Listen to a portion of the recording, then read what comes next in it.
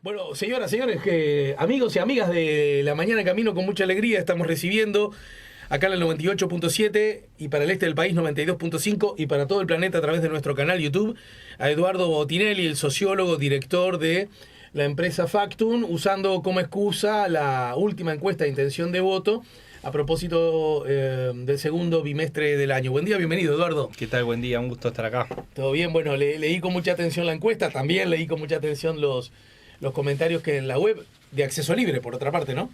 Sí. Hacés vos mismo a propósito de algunas claves para entender o para leer la encuesta, que si pusiéramos un título, ¿cuál es? Este puede ser malinterpretado. Sin novedad en el frente. Pero da la sensación que esta cosa de los dos bloques más o menos consolidados sigue siendo como la norma, ¿no? El paisaje. ¿Es por ahí la cosa? Sí. Diría que ese podría ser el titular. O sea, hay mucha estabilidad en los bloques, no tanto adentro de la coalición. Claro, hay movimientos, ¿no? Hay dentro, claro. Que es un movimiento esperable, digamos, hoy en día. Porque lo hemos visto, diría, por lo menos desde la reforma electoral, ¿no? Es decir, desde el nuevo sistema electoral, que los trabajamientos de voto dentro de un área son bastante más flexibles que lo que eran antes. Ajá. Ya hubo algún movimiento en la elección del 94, cuando el Partido Nacional tuvo una interna feroz, muy dura, y terminó con... Perdón, estoy hablando del 99. 99. Exacto. ¿No? Justamente con las nuevas leyes. Con las nuevas leyes. Y ahí fue la primera vez que se aprecia claramente un movimiento. Primero, hacia octubre, ¿no? Donde el Partido Nacional pierde claramente intención de voto post-internas. La peor votación del Partido Nacional, ¿no? Sí, porque tuvo el 21-22%, ¿no? Uh-huh. Y claro, eso lo capitalizó el Partido Colorado. Y el primer quiebre histórico, digamos, viene a ser la segunda vuelta, cuando es el Partido Nacional, la calle Herrera, manifestando oficialmente un apoyo a Valle, ¿no? Un Herrera a un Valle. Exactamente. Y eso, claro, eso cambió mucho las lógicas de funcionamiento. Digamos, ahí termina de consolidarse esa cuestión de que existen dos bloques, ¿no? Y bueno, y hoy, lo hemos visto a lo largo de las elecciones, es decir, bueno, cuando vemos lo que pasó en 2004 con un Partido Colorado hundido en el 10% y un Partido Nacional fuerte en el 34%. Sí, paradójicamente la mejor votación del Partido Nacional. Exactamente. Esa es la que obtuvo Larrañaga como candidato, ¿no? Claro, la mejor post-dictadura, digamos, ¿no? Sí, post-dictadura, claro. Y después hay una recuperación del Partido Colorado del 17 y es en detrimento de, básicamente, del Partido Nacional. Y después, en la siguiente, el Partido Colorado vota en el 13 y es un potenciamiento del Partido Nacional. Es decir, hay vasos comunicantes muy fuertes y que hoy lo tenemos en una variedad más amplia de partidos. Ya se vio en 2019 y hoy en las encuestas se está viendo que la variación en las encuestas se está dando más adentro del bloque de la coalición que trasvasos, digamos, de un bloque al otro. Bueno, repasemos los números.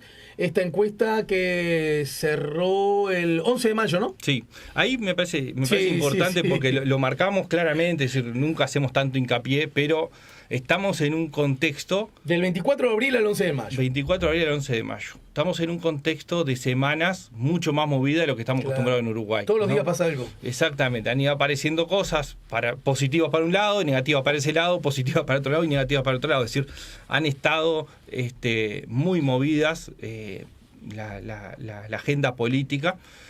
Entonces, nos parece muy importante señalar el periodo de relevamiento de datos porque en otro contexto más tranquilo no varía tanto si son 10 días más o 10 días menos.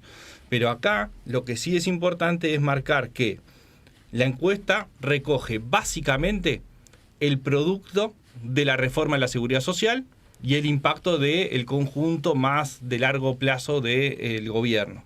No está recogiendo, sí agarra algunos días, pero no tiene un impacto significativo en todo lo que fue el episodio del Ministerio de Vivienda, de la salida crisis, de Moreira. La salida de Moreira, la crisis de la coalición, ¿no? Con ese impas de un fin de semana muy, muy agitado, muy movido, un lunes también con la declaración de Cabildo fuerte, quedándose en la coalición. Todo eso no está reflejado. Y el agua, por supuesto, tampoco. Y el agua tampoco, ¿no? Por lo menos la parte más crítica del agua, cuando ya empieza con el tema de salinidad y demás, no. Entonces, esto es importante marcarlo porque hace a qué cosas se toman, qué cosas recogió la encuesta y qué cosas no recogió. Bien. Y entonces eso lo veremos en la Para que nadie se próxima. desconcierte en una o en otra edición de Ciudad, pero como entonces lo de Cabildo, el lío que tuvieron dentro, no incidió. Claro. Bueno, es que no incidió porque no había ocurrido todavía. Exactamente. Más allá de los chisporroteos, o mucho más, que hubo en el marco de la negociación por la ley jubilatoria, ¿no? Claro. La reforma jubilatoria. Sí. Pero en todo caso también se podría decir políticamente que podrá gustarte más o menos la ley, pero el gobierno sacó una ley. Sacó una ley y donde los actores de la propia coalición tuvieron funciones distintas o resultados distintos. Bien, en ese contexto entonces está bien que hagamos hincapié en eso. El Frente Amplio, la pregunta era si las elecciones son el próximo domingo, ¿no? Sí. Es decir, si el próximo domingo hubiese elecciones de presidente y parlamento, ¿a qué partido político votaría? Y otra salvedad metodológica importante es que nosotros, lo hemos hablado otras veces, me parece bien que lo recuerdes. Presentamos la lista de partidos a los encuestados. Es decir, no es que nos digan espontáneamente, sino que presentamos la lista y lo hacemos en orden aleatorio además. Es decir, no siempre usan el mismo orden. No siempre el mismo orden. O sea, cada caso tiene un orden distinto. Claro, obviamente claro. después se repite, ¿no? Pero sí, cada uno está aleatorizado. Puede parecer una tontería. A mí no me parece una tontería. Claro, la gente muy informada, muy decidida, con mucha vocación por la información y la acción política, seguramente le da igual. Claro. Que vos nombres como último el que está dispuesto a votar. Pero hay mucha gente que está muy apartada de esto, ¿no? Y si de pronto vos le das siempre al mismo en último lugar, o siempre al mismo en primer lugar, puede haber un sesgo, ¿no? Puede haber un sesgo de recordación o mismo en la aplicación de la encuesta. Es decir, Claro. bueno, contestar lo que el primero que más o menos me simpatizó y ya lo nombra, ¿no?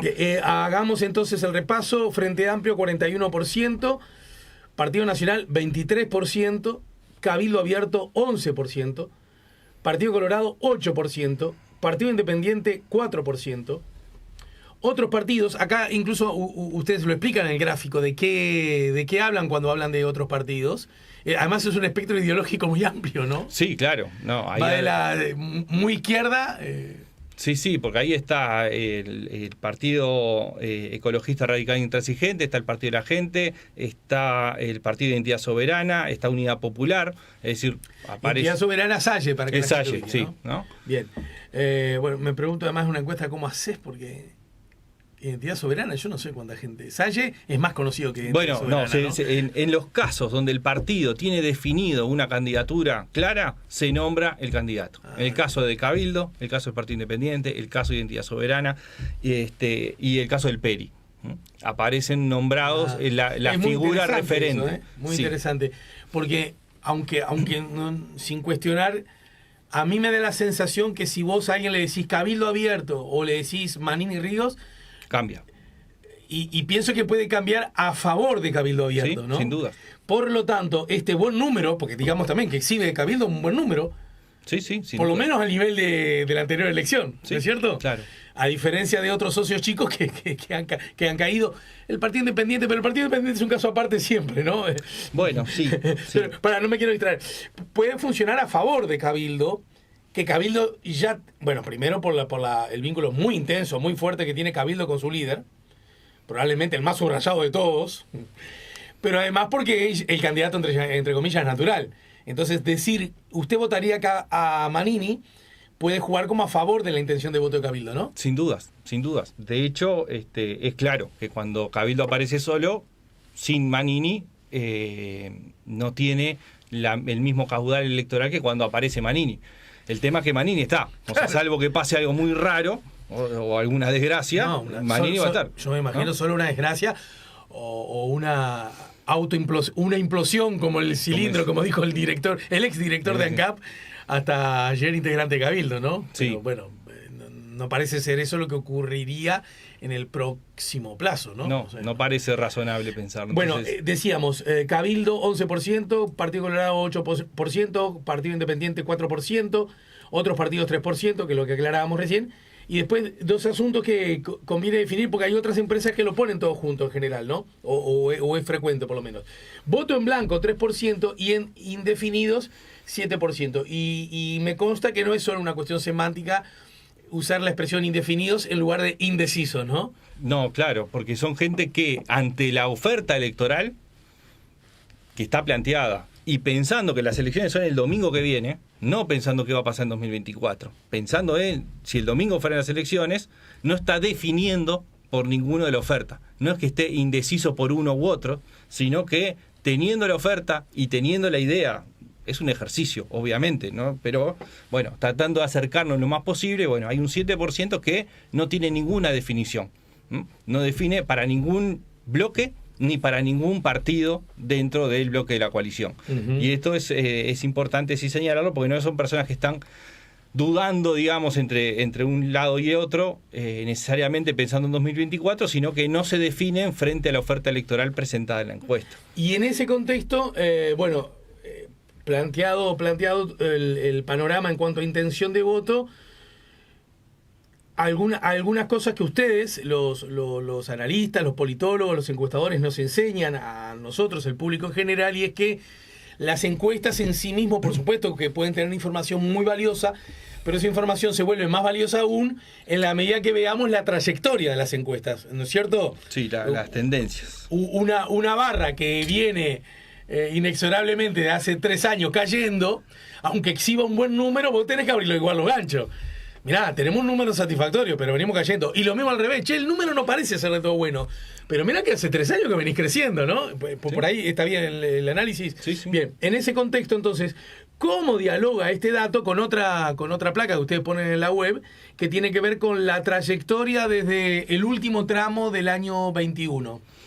Bueno, en bloques no hay grandes movimientos. Hay un movimiento que se da entre fines del 21 y principios del 22, donde la coalición, o sea, la suma de los partidos que conforman la coalición pasan de 49 a 47 y después eso se estabilizó en torno al 46.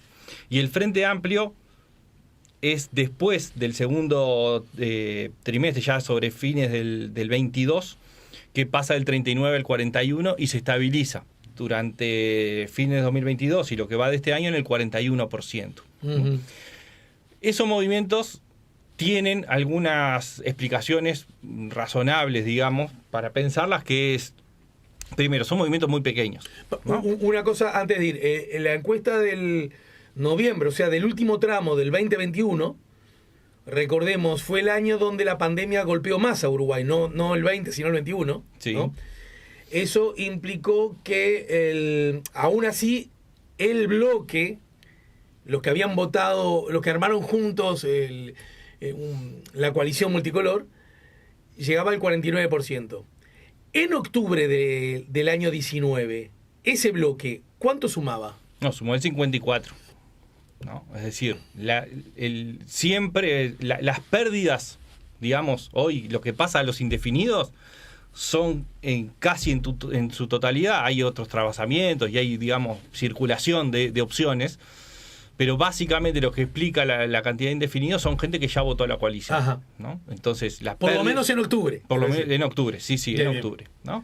Que ese es un dato importante, porque una cosa es pensar en octubre y otra cosa es pensar en noviembre. Claro. ¿No? Entonces, esas pérdidas están ahí. Ahora, es verdad que fue el momento de mayor impacto. También lo que se dio fue que la gestión de la pandemia por parte del gobierno fue bien evaluada por el conjunto de la ciudadanía, pero muy bien evaluada por los votantes de los partidos de la coalición. Uh-huh. Entonces, si bien era el peor momento de la pandemia... Igual en noviembre del 21 ya, con las vacunas a troche y moche, ya la saturación del sistema de salud ya había caído, incluso las muertes ya eran menores, sí, ¿verdad? Claro. Pero se da final del 21, sí, pero se da otra cuestión más política en ese periodo, que es cuando empieza la campaña por el referéndum de la ley de urgente consideración. Uh-huh. Y ese es un punto, de alguna forma, de quiebre entre el vínculo de los votantes de la coalición, por un lado, con el gobierno, donde claro, se tiende a alinear más, y sobre todo los votantes de noviembre, de que votaron en la calle Pou, y se da una revitalización de la militancia y del posicionamiento del Frente Amplio, claro, junto con las organizaciones sociales, pero aparece eso. Y en realidad lo recoge post-referéndum. Claro. Es decir, es un proceso que es acumulativo, ¿no? Es de un día para el otro. O sea, en octubre del 22.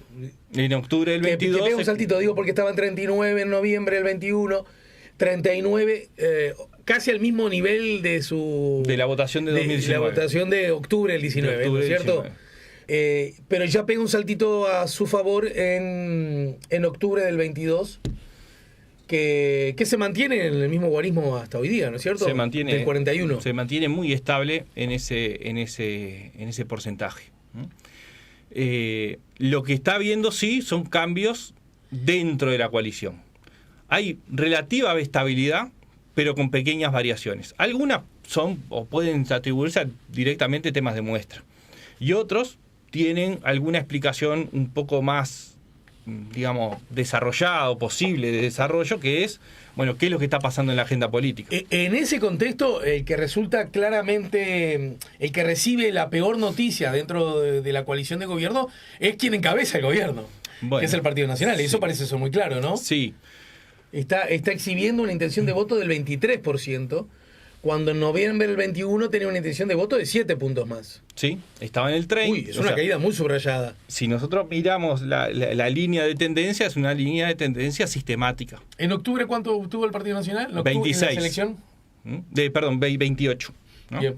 28,6.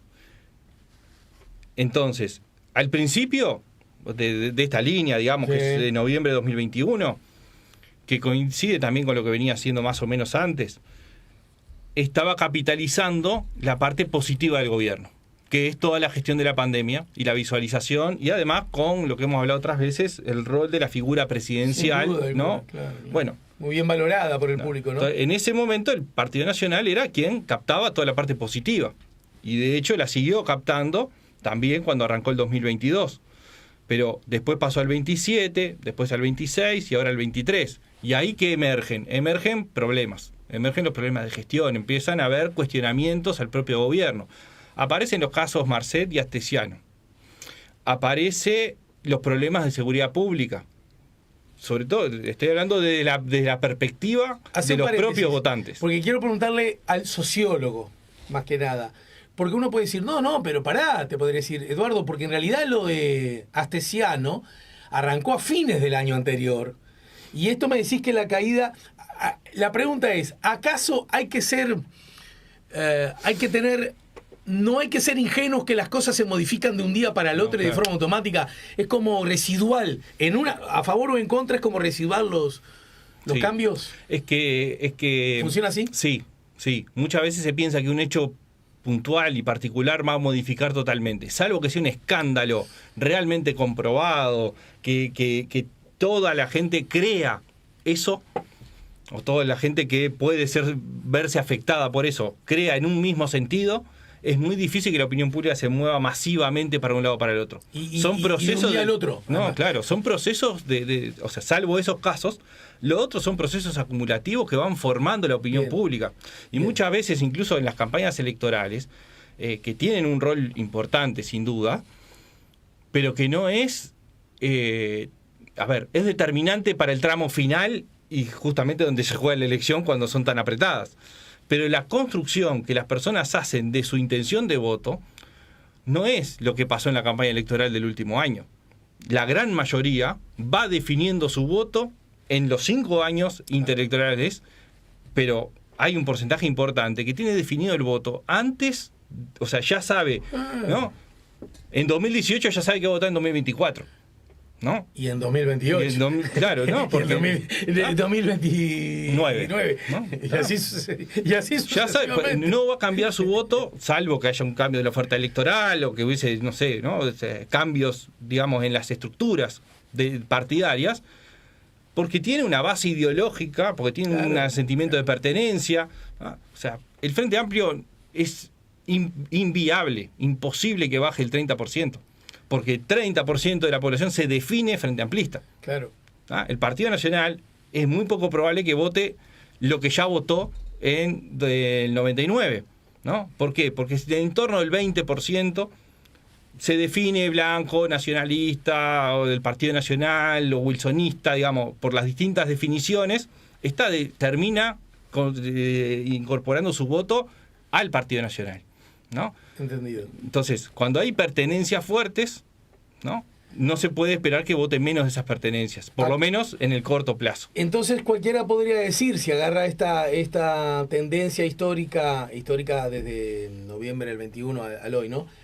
Che, el Frente Amplio duplica en votos al Partido Nacional, casi, ¿no? 23 a 41, ¿no? Es decir, cada un blanco tenés dos frente amplistas, y vos decís, esto está servido en bandeja, porque sin quien conduce la coalición es la mitad de la intención de voto del Frente Amplio. Sin embargo, lo interesante es cómo incluso algunas miradas más o menos críticas con el Partido Nacional, porque esto podría desprenderse, ¿no? Sí. Está votando incluso peor que lo que votó en octubre, sí, ¿no es cierto? Está votando apenas un poco más arriba de lo que votó en aquella peor elección del 99. Sin embargo, la gente que se mueve seguramente expresando cierta incomodidad o mirada crítica, o se queda entre la barra de los aún indefinidos, o se pasa a alguien que está caminando por la misma vereda. Claro. Que eso es una cosa que me parece muy interesante, ¿no? Bueno, eso es lo que estamos registrando, digamos. Las pérdidas que está teniendo el Partido Nacional no es que se van al Frente Amplio. No necesariamente todos se van a los indefinidos, sí hay una parte. Te da la sensación que una parte muy grande están ahí, ¿no? Claro, sí. O sea, a ver, los indefinidos básicamente votaron en la coalición. Los indefinidos votaron en la coalición, son desinteresados en la política. En la última. En la última, ¿sí? En octubre del 19. Votaron en la coalición, no tienen grandes pertenencias partidarias, no tienen gran interés en la política, más bien neutro a desinterés, tienen niveles educativos más bajos. Todo eso son variables que están correlacionadas, ¿no? Es decir, el nivel educativo correlaciona con el interés en la política, o sea, cuanto más nivel educativo, más interés en la política, cuanto menos cuanto menos nivel educativo, menos interés en la política. Entonces, eso se está viendo, ¿no? Que en realidad lo que está pasando es que hay un electorado volátil en Uruguay que lo captó el Frente Amplio en 2014, ¿tá? Que un poco lo hablábamos fuera de micrófono, ¿no? Es decir, el sostenimiento en el nivel de votación del Frente Amplio en 2014 con respecto a 2009 no significa que el mismo electorado votó al Frente Amplio. Claro.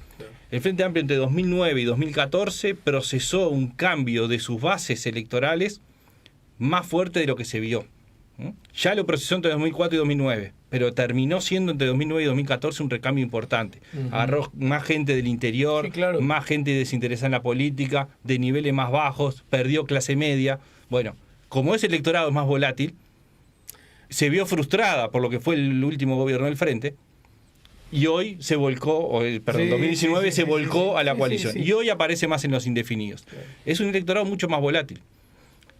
Ahí está el terreno de disputa de las próximas elecciones, ¿no? Es gente que, no en su totalidad, pero una parte importante, votó al Frente y en la última votó a los partidos de la coalición. En esa gráfica, dentro de los partidos de la coalición, se subraya bastante la caída del Partido Nacional y también cierta tendencia a recuperar del Partido Colorado y de Cabildo. La de Cabildo quizás un poquito más subrayada porque estaría en guarismos similares a los obtenidos en la última elección, ¿no? Sí. El Partido Colorado todavía exhibe una intención de voto por debajo. Recordemos, Cabildo 11%, el bimestre anterior había marcado 9%, y el Partido Colorado exhibe 8%, y el bimestre anterior había marcado 6%, ¿no es cierto? ¿Qué explicación le podemos dar a todo esto? Bueno, a ver, la tendencia de largo plazo, digamos, es que Cabildo Abierto está muy estable, y el Partido Colorado está muy estable. Lo que mostró la medición anterior es que el Partido Colorado tenía una pequeña pérdida, muy en el límite del margen de error, es decir, podemos atribuirlo a que es una pérdida, que puede ser porque justo coincidió con el tema de Peña, porque otro punto más, digamos, de largo plazo es que mientras Cabildo Abierto tiene un candidato definido y está claro, el Partido Colorado no tiene los nombres que figuran. No lo tiene y ni siquiera se avisora, porque a diferencia del Frente Amplio, que no lo tiene claro, pero hay nenes para el trompo, nenes y nenas para el trompo, ¿no? El Partido Colorado, el problema es que está el trompo, pero no hay nenes ni nenas, ¿no? Y los nombres que surgen no son nombres que están afianzados en la opinión pública, visualizados como liderazgo, como candidaturas presidenciales. Eso le está jugando en contra al Partido Colorado. Claro. También su posicionamiento, muy cercano al Partido Nacional, le permite poca diferenciación. Y de hecho, desde la salida de Peña de Ambiente, se está viendo una idea del lado de Peña de buscar diferenciarse del gobierno, es decir, apoyándolo, o sea, no a nivel cabildo, digamos, en términos de crítica, pero sí diferenciando las formas de funcionamiento. Y ahora, en estos días, salió una entrevista también a Tabaré Viera hablando un poco del funcionamiento de la coalición, es decir, está buscando diferenciarse un poco. Pero entonces eso le está jugando en contra al Partido Colorado hoy en cuanto a su expresión electoral. Cabildo Abierto y el Partido Colorado, los dos recuperan en esta última medición. Cabildo Abierto recupera en el sentido de que mejora su posicionamiento y el Partido Colorado recupera lo que venía registrando antes. Como dijiste, esto es previo a la crisis del Ministerio de Vivienda y la otorgación irregular de viviendas, ¿no? Exactamente, es previo a eso. Es previo a eso. Y sí recoge toda la discusión sobre la reforma jubilatoria. Claro, donde parece que ahí Cabildo, cualquiera podría hasta asegurarlo, parece haber convertido un gol, ¿no? Bueno, exactamente, digamos, estamos recogiendo, digamos, lo que podemos considerar el mejor momento para Cabildo, porque es, digamos, muy simplificadamente, ¿no? Es el juego del que el que fue el bueno de la película, ¿no? Claro. Es decir, en definitiva, logró un cambio en la reforma que es beneficiosa para la gente, y el presidente quedó en un lugar más incómodo porque era el que estaba proponiendo una medida más fuerte, digamos, que podía perjudicar más a la mayoría de la población. Y el Partido Colorado también, la última jugada que hace en esa reforma, también lo posiciona, con la fuerza de Cabildo. Yo sospecho que es menos visible. Es menos visible, Colorado, sin duda, porque terminó siendo un... En dos sentidos, porque fue posterior, que quedó como a la... detrás de, un poco más satelital si querés, y además porque en todo caso el logro del Partido Colorado es un poquito menos visible, claro, que el que logró la barra de Cabildo, ¿no? Sí, totalmente. Ahora, acá hay un fenómeno interesante, me parece, que a lo mejor puede dialogar con la historia, esta es mi hipótesis, pero lo importante es lo que piense vos, Eduardo, que tiene que ver con el Partido Independiente. Vos igual, ya más de una vez, vos y tus colegas han dicho que hay que tener mucho cuidado con cuando el universo es muy pequeño, porque un pequeño cambio puede distorsionar muy mucho y entonces puede ser como, entre comillas, mentiroso, para arriba o para abajo el número que nos da, ¿verdad? Cuando el universo es pequeño, el del Partido Independiente es un universo pequeño. 1% tuvo en la última elección, ¿no? Sí. Sin embargo, ahora cuadriplica, tiene 4%, ¿verdad? Y yo, si fuera el Partido Independiente, estaría feliz de la vida. ¿Qué posibles explicaciones a este número? Bueno, acá también aparecen distintas posibilidades, digamos, para tratar de entender el resultado. Primero, que es bastante estable, en 3-4% el Partido Independiente en este periodo. Y acá hay dos cuestiones importantes. La primera es que el Partido Independiente en el periodo interelectoral suele tener mayor intención de voto que la que finalmente ha tenido, y esto es sistemático, ¿no? Es como que es un partido que de alguna forma recoge ciertas simpatías, pero que por la coyuntura que termina dándose en las elecciones no logró capitalizar eso que tenía. Sea porque, a ver, si ponemos el último periodo electoral, al Partido Independiente sin duda lo afecta la presencia de Talvi. Es decir, entra una figura en el Partido Colorado que compite en su electorado. Y ahora, este crecimiento en parte se visualiza por exvotantes del Partido Colorado, que hoy en el Partido Colorado no tienen una figura referente similar a lo de Talvi.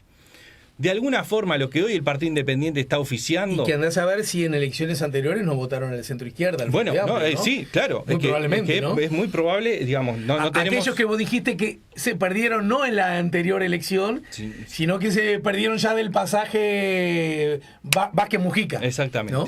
Exactamente. Bueno, ese electorado, que es un perfil distinto al de indefinidos, ¿no? El de indefinidos decíamos menos interés. Estos son interesados en la política, tienen un posicionamiento ideológico más o menos definido en algunas cuestiones.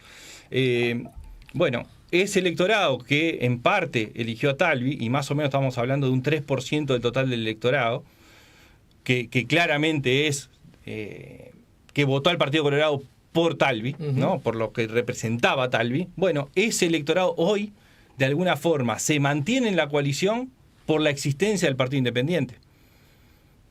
De alguna forma está oficiando como dique de contención de votos. Lo que hay que ver es si, pasado el tiempo, acercándose al momento electoral, el Partido Independiente logra capitalizar ese electorado, si no surgen emergentes por fuera del Partido Independiente, adentro de la coalición o en el Frente Amplio, que puedan de alguna forma absorber ese electorado, y si no se da un proceso de polarización tal que termine siendo aprisionado en una competencia electoral. Entendido. O sea, son varios factores que están arriba de la mesa. Para esas cosas seguramente no va a dar igual qué tipo de candidato exhibe el Frente Amplio, ¿verdad? Las características en cuanto a llegar a otros públicos, etcétera, supongo, ¿no? Sí. Y habría que ver qué pasa con esas barras que se arman. Estoy pensando en Richard Reed, esos discursos que, digamos, pretenden generar como un público, no necesariamente del todo al Frente Amplio, pero que se sienten lejanos de la derecha o de las miradas más conservadoras en cuanto a lo social, cultural, ¿no? Sí. Que de pronto puedan encontrar, hay que ver cómo funciona todo eso. Lo cierto es que el Partido Independiente está viviendo como recibiendo ese vientito a favor, pero no necesariamente uno podría decir que es lo que ha ganado el Partido Independiente por la gestión del ministro, aunque yo creo que de pronto hay mucha barra que dice, gracias a que está Mieres ahí, el ministerio es un poco más componedor, ha generado herramientas que permitan que los trabajadores en plena crisis no la hayan pasado tan mal como pudieron haberla pasado. Creo que por ahí, ¿no? Sí, me parece que sí, y aparte, digamos, cuando uno mira las áreas de evaluación del gobierno, el empleo que estuvo mal, hoy está recibiendo una nota positiva, y dentro de los votantes de la coalición, muy positiva, o bastante positiva. Sí, digamos que hoy día el gobierno, desde el punto de vista, la economía actual, el empleo no es lo que exhibe como problema principal, ni mucho menos, ¿no? No, los problemas vinculados a economía, no, sin duda. A ver, la gente que no tiene empleo, el problema es ese, no hay duda. Si no se escucha, se calienta. Pero que es lo que muchas veces también se pierde en las miradas, ¿no? Es decir, que pensar en los temas muy específicos o muy de discusión de nichos y no pensar en los grandes temas que hoy preocupan a la población o a sectores de la población, ¿no? Es decir, la seguridad, el empleo, los precios, los ingresos, son temas que hoy están siendo preocupación de la gente. La educación, ¿no? Son los temas que están posicionados en la gente como un problema, ¿no? Y bueno, las respuestas que se dan o se dejan de dar, de alguna forma, influyen en la decisión de las personas. Vos tenés otro compromiso, te exprimiría mucho más, pero para ir terminando por el día de hoy, primero, ¿y qué pasa con el Frente Amplio? Porque yo he visto que las primeras reacciones a partir de la encuesta de ustedes, he visto como mucho más entusiasta a la gente que simpatiza con el actual gobierno. En el sentido dice, uy, mirá, sumamos y nos da bien, y le ganamos al Frente Amplio. Y acá la pregunta que me obligo a hacerte es, primero, esto tiene que, más allá de que los bloques parecen en Uruguay ya hace rato estar cada vez más definidos, incluso hay cada tanto anuncios de que deberíamos ir por más, ¿no? Sí. Hacer un Frente Amplio de derecha o de centro derecha, ¿verdad? Más allá de esos discursos, más allá de esas tendencias, más allá de esas opiniones, si hoy día el bloque de la coalición, vos decías recién, nos da 46, ¿no es cierto? 46. Sin embargo, en octubre de la elección, este 46 está bastante por abajo de lo que se obtuvo en octubre, ¿no es cierto? Sí. Que era 54. Estamos hablando de 8 puntos más bajo, ¿no? no me termino de dar cuenta si esto sigue siendo una buena noticia para la coalición o si la comparás con la última elección es una caída subrayada, bruta, mientras que el Frente Amplio podría decir, mirá, nosotros dimos pelea, buena pelea en la segunda vuelta, dio pelea, ¿no? Sí, ¿No es cierto? Claro. Con el 39 y ahora resulta que estamos en 41. Si dimos pelea con el 39, imagínate con 41 y hasta podría decirte uno. Y donde raspemos de los indecisos un par de puntitos para ser bien conservadores, ¿quién nos saca la copa? Bueno, diría el del Frente Amplio. Sí, acá es un poco compleja algunas de las cosas que se pueden decir. Yo creo que no hay nadie que pueda tener un espíritu triunfalista. Claro. Ahí está. Y se está viendo en los dos lados, ¿no? Desde el convencimiento que sigue el gobierno al convencimiento que viene el frente. No hay ninguna certeza de ninguna de las dos cosas.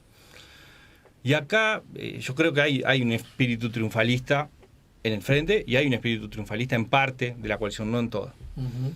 Y creo que los números no dan para que nadie sea triunfalista. Lo otro es que cuando hay dos cosas. Una, ¿cómo sigue evolucionando el gobierno? ¿Cuánto los problemas que está teniendo los puede solucionar o cuánto se transforma en un problema más serio cerca de las elecciones? Y estoy pensando básicamente en la economía, con una perspectiva de crecimiento económico más débil de lo que estaba previsto hace un año, Uh-huh. y la seguridad pública. No es la discusión sobre las denuncias, al final discutir ese punto no termina siendo lo que termina repercutiendo efectivamente, sino cómo está percibiendo la gente la seguridad pública, su vida cotidiana. Y hoy su vida cotidiana y la evaluación que está haciendo es negativa. Entonces, ¿cuánto el gobierno revierte eso? Es una parte importante. Claro. La educación es otro, pero tiene un impacto menor que los otros dos puntos. La economía, ingresos... Sí, lo del día a día manda, ¿no? Totalmente. El otro, del otro lado, es el Frente Amplio, ¿qué está proponiendo como algo que entusiasme a un electorado? Y eso hoy no se visualiza en los estudios, que haya un proyecto Frente Amplio que sea distinto a lo que hizo, ¿no? Que sea novedoso en algo y que efectivamente esté despertando una esperanza en un sector que una parte importante ya lo votó, porque digamos el Frente Amplio perdió 9 puntos entre el 2014 y el 2019. 9 puntos es un volumen muy importante de gente. Claro. Y el otro punto es cuando pensamos lo que tú decías. Octubre, noviembre. Si en noviembre el Frente Amplio estuvo cerca, si ahora está 2 puntos por encima, es muy probable que gane en noviembre. Bueno, eso tiende a ser así, pero con una salvedad. Los 2 puntos que hoy el Frente Amplio crece con respecto a lo que votó en octubre de 2019, es decir, si comparamos octubre de 2019 con el escenario hipotético de elecciones ahora, esos 2 puntos son gente que ya votó en segunda vuelta a Daniel Martínez. El 95% ya votó a Daniel Martínez en la segunda vuelta. Uh-huh. Entonces, no está modificando el resultado de noviembre. Claro. Se está modificando octubre, ¿no? Entonces, sí, el crecimiento de octubre es importante, obviamente, sin duda en la elección parlamentaria, sí, y cuanto más crezca, obviamente, es parlamentario y sí le puede dar posibilidades, pero el tema está en captar gente que votó a la calle Pou o nuevos votantes que den vuelta esa relación, que es nada más que 1,5 puntos. Es decir, es muy poco lo que se tiene que mover. Lo que subraya entonces esta encuesta es que el escenario es de paridad, sigue siendo de paridad. Aún así, te molesto preguntándote, ¿alguno de esos dos bloques puede exhibir cierta, no digo espíritu triunfalista, pero cierta mayor dosis de optimismo? Yo creo que el Frente Amplio está mejor de lo que estaba hace 5 años. No hay dudas. ¿No? Y que de alguna forma cierto optimismo puede tener. ¿No? Creo que todavía falta un paso más, digamos, para el Frente Amplio para ser realmente optimista sobre el resultado final. Uh-huh. Y que aparte lo que está terminando de definir no está en manos del Frente Amplio. Sí, la parte esta que decía sobre la generación de esperanza, claro, pero si no, que está en manos del gobierno. Porque, como decimos millones de veces, el gobierno siempre es mano. Claro. Entonces está en él que las cosas sean un poco mejor o un poco peor. Entonces, bueno, viene rendición de cuentas con un incremento de gasto relativamente importante. Bueno, eso habrá que ver, ¿no? Bueno, hay que ver. La tradición del Uruguay indica eso. ¿no? Si eso ocurriese, se daría de bruces con ciertos postulados ideológicos reivindicados por el actual gobierno. También hay que decirlo en esos términos, ¿no? Pero, a ver, si a un elector le dicen, vamos a bajar el déficit fiscal, o vamos a aumentar el salario real, o vamos a solucionar el tema del agua en el área metropolitana, ¿qué elige? ¿Y qué te parece? ¿No? Es decir, el déficit fiscal sí es muy importante, sin dudas, desde el punto de vista. Ahora, al momento de la elección, el elector no es algo tangible, ¿no? Y los elementos tangibles son los que terminan definiendo. Vienen consejos de salarios muy importantes ahora, donde el gobierno se juega una parada importante de cuánto es, primero, la conflictividad y cuánto es la recuperación del salario real, que es otro de los puntos que está en discusión. Recordemos que estos son los últimos minutos del partido para que el gobierno pueda decirle a los ciudadanos, los asalariados han dejado de perder dinero, porque hasta ahora es lo que ha ocurrido, ¿Sí? ¿no es cierto? Han perdido salario, tienen menor capacidad de compra. Este sería, por supuesto que lo perdido, pero también es cierto que en política uno se queda con lo último en general, ¿no? Entonces es como la última instancia que tiene el gobierno para procesar en ese sentido. Habrá que esperar rendición de cuentas, consejo de salario y un montón de cosas más. Hay alguien simplemente que dice, ¿cómo puede ser que, para que lo leí por acá, dice, ¿cómo hizo Cabildo para pasar de un 5 a un 11 en 2 meses con el incidente de la ministra Moreira? Es curiosa la encuesta. Es probable que este mensaje haya llegado antes de lo que vos aclaraste, que justamente no está incluido ese hecho político en la encuesta, ¿no? Y hay otro punto que es importante, que es que, y por eso la salvedad metodológica inicial, nunca en las encuestas de Factum Cabildo midió un 5. Siempre estuvo 7, 8, 9. Claro. No es un 5. ¿no? Claro. De hecho, fue la anterior a 9. Claro. Pasa de 9 a 11. Puede ser que en otras encuestas de pronto ya que es un poco bajo, lo ¿no? que hablamos. Es decir, el voto, la respuesta espontánea a una pregunta no es lo mismo que una respuesta ante una lista de partidos, y en el caso de Cabildo específicamente partido candidato, ¿no? Bien. No es un cuestionamiento a lo que hacen los colegas, porque es una decisión metodológica válida cualquiera de las dos. Uno dice, no, el método que usa Factum en realidad está poniendo un cuchillo en el cuello a la gente para que diga qué vota, y es mejor hacer algo más, digamos, que más espontáneo, y la otra biblioteca dice, no, para poder reflejar de la mejor forma posible cómo sería en este momento, es esta otra metodología. Son visiones, son formas de recoger un fenómeno de forma distinta. Y esto me parece importante porque hace también a qué se está comparando. Y creo que hoy en día no son comparables las encuestas de distintas empresas, no por el método de recolección de datos, sino mucho más por el cuestionario y las opciones de respuesta. Mira qué interesante.